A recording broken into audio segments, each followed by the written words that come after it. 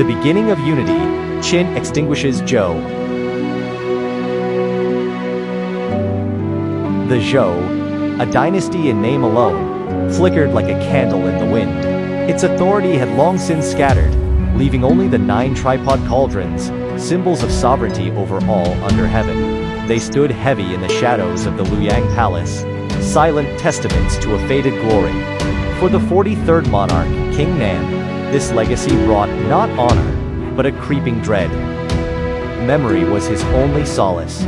King Nan recalled how, decades ago, Duke Wu of the Eastern Zhou had turned back the ravenous armies of Chu with nothing but his sharp tongue. In those days, words still held power, and the title of Son of Heaven could still give pause to the feudal lords. It was an era when wisdom and legitimacy could repel an army.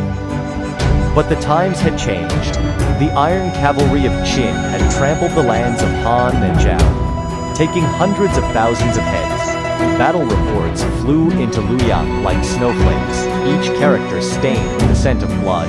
The shadow of Qin crept from the west, threatening to devour everything. In his panic, a desperate idea ignited in King Nan's mind. Rather than await the executioner's axe, he would fight.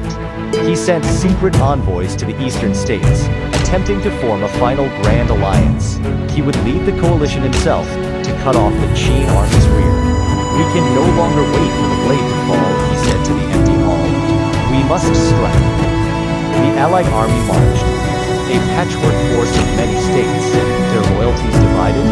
They set out from the Yiji Pass under the banner of the Son of Heaven. It was the Zhou Dynasty's last stand, the final spark from the embers of an 800-year legacy, faint yet utterly resolute. In the Qin camp, the great General Zhao received the news of the Zhou King's campaign. His face showed no emotion, as if he had heard a trivial matter.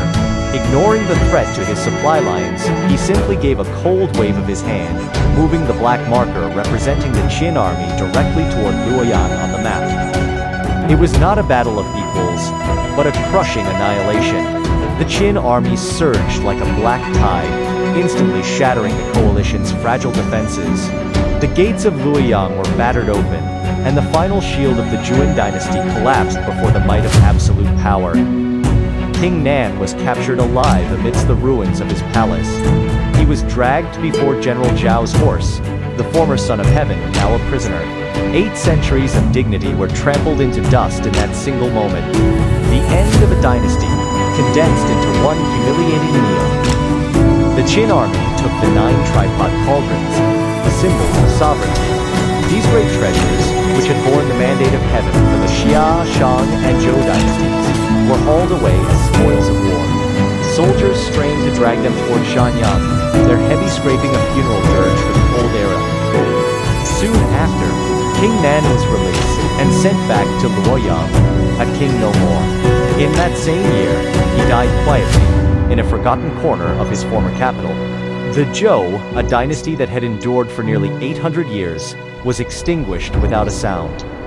Its end heralded the bloody dawn of an age of unification.